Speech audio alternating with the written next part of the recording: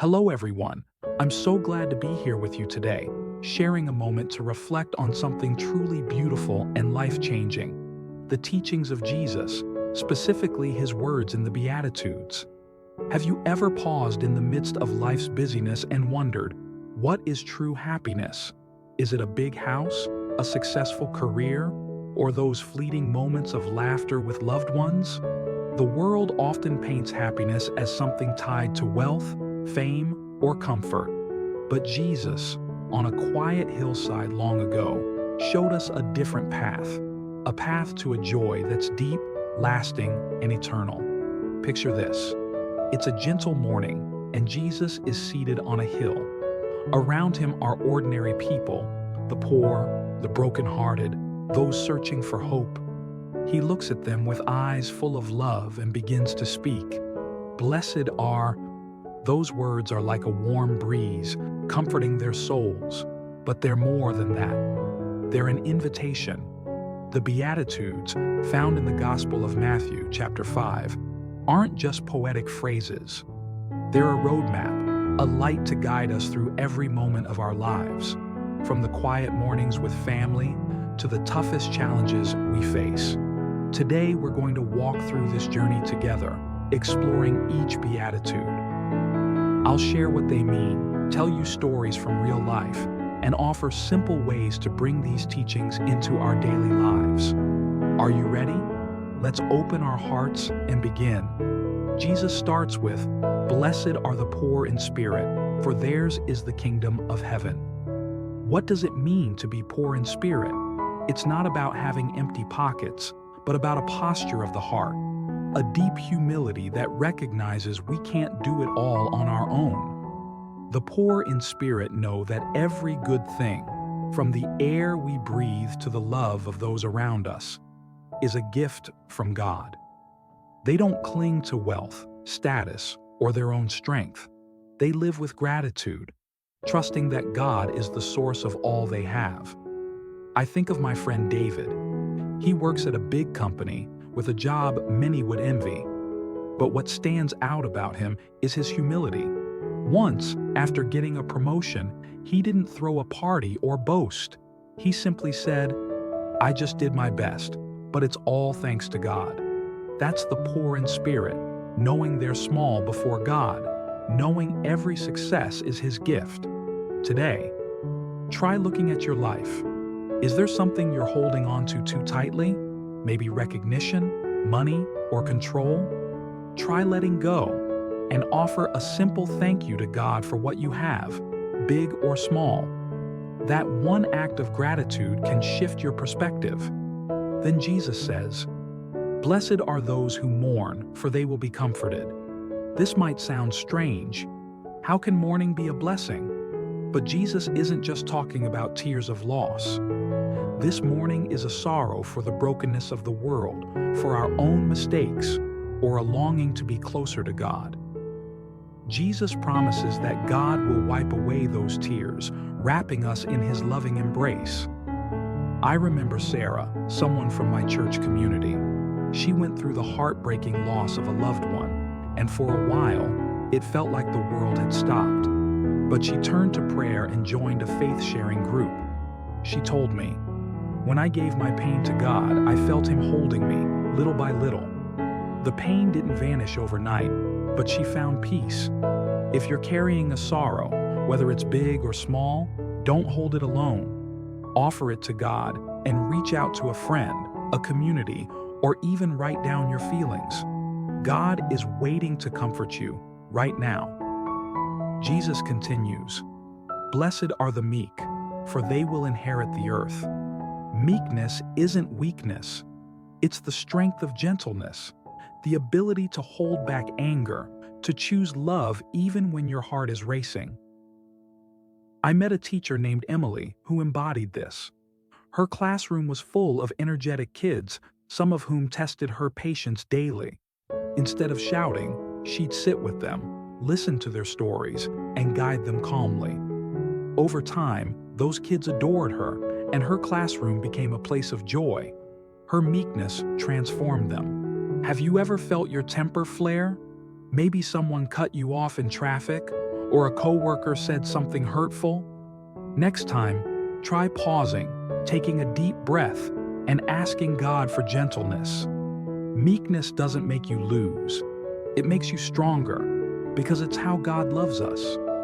Today, try offering a kind word in a tense moment or a smile to a stranger. You'll feel your heart lighten. Next, Jesus says, "Blessed are those who hunger and thirst for righteousness, for they will be filled." To hunger for righteousness is to crave a life aligned with God's will, to long for a world of justice and love. It's not just about doing good for yourself, but for others, even when it's costly. I know a lawyer named Michael. He was offered a high-profile case, but when he learned the client wasn't honest, he walked away. He said, "I can't build my life on lies. I want to do what's right for God." That choice cost him, but he said the peace in his heart was worth more than any paycheck. What can you do to live righteously? Maybe it's speaking the truth in a tough situation, or standing up for someone being treated unfairly. Even a small act of integrity can fill you with a sense of purpose. Try it today. Do one thing that honors God's truth and feel the satisfaction it brings. Jesus goes on, "Blessed are the merciful, for they will be shown mercy." Mercy is compassion, the willingness to forgive, to reach out even to those who've hurt us. I think of my friend Anna. She was deeply hurt when a close friend betrayed her trust. Instead of holding a grudge, she invited that friend for coffee. They talked openly, and in time, they reconciled. Anna said, "Forgiving her set me free." Mercy didn't just heal their friendship, it healed Anna's heart. Is there someone you're holding a grudge against? Maybe a harsh word or a broken promise still stings. Today, try a small act of mercy, a kind message, a prayer for them, or simply choosing to let go of bitterness. Forgiveness isn't about excusing wrong, it's about freeing yourself. Take that step, and you'll feel a weight lift. Then Jesus says, "Blessed are the pure in heart, for they will see God." Purity of heart is sincerity, living with good intentions, free from deceit. I remember a boy named Liam, just 10 years old. He found a wallet stuffed with cash on the street. Many might have kept it, but Liam tracked down the owner. When asked why, he said, "I wanted to do what's right so God would be happy." His pure heart was like a little light shining brightly. Take a moment to check your motives. Are you acting for God or for applause? Today, try doing something good that no one else knows about. Help someone quietly, or pray for a stranger. Purity of heart lets you see God, not just in heaven, but in the small moments of life.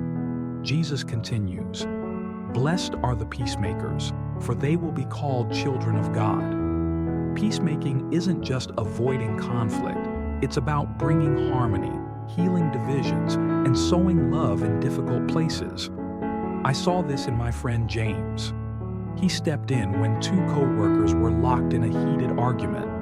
Instead of taking sides, he listened to both, helped them understand each other, and by the end, they were shaking hands. James said, "Peace starts with patience and care." How can you be a peacemaker? Maybe it's apologizing first in a family disagreement or mediating a conflict at work. Peace doesn't just change others, it fills your heart with joy. Today, plant a seed of peace, no matter how small, and watch it grow. Finally, Jesus says, "Blessed are those who are persecuted for righteousness' sake, for theirs is the kingdom of heaven." This is perhaps the hardest beatitude. No one wants to be mocked or rejected for doing what's right. But Jesus says even in suffering, you're blessed because you're walking his path. I think of Maria, who faced teasing at work for attending church every Sunday. They called her old-fashioned, but she smiled and prayed for them. She told me, "I know God sees me, and that's enough." If you've ever been criticized for your faith or for standing up for what's right, know you're not alone. Jesus walked that road too. Pray for strength and trust that the kingdom of heaven is yours. Every time you hold fast to God's truth, you're drawing closer to Him. And so, we've journeyed through the Beatitudes, 8 invitations to live closer to God, to find true happiness. This happiness isn't what the world offers. It's found in love, humility, and trust in God. Wherever you are in your faith, just starting out or walking with God for years, know that He is with you, guiding you every step. I'd love for you to try something. In the days ahead, pick one beatitude and live it out. Maybe forgive someone, do a hidden act of kindness, or bring peace to a tense moment. Even a small step can make your heart shine. And if you feel like sharing, I'd love to hear your stories, how you're bringing Jesus' words to life. Before we part, let's pray together. Dear Jesus, help us live the Beatitudes. Give us courage to love, humility to trust, and faith to follow you. Make us a light in the world so your name is glorified. Amen. Thank you for joining me in this reflection on Jesus' beautiful teachings. Keep spreading His love in all you do. Until we meet again, may your day be filled with peace and joy.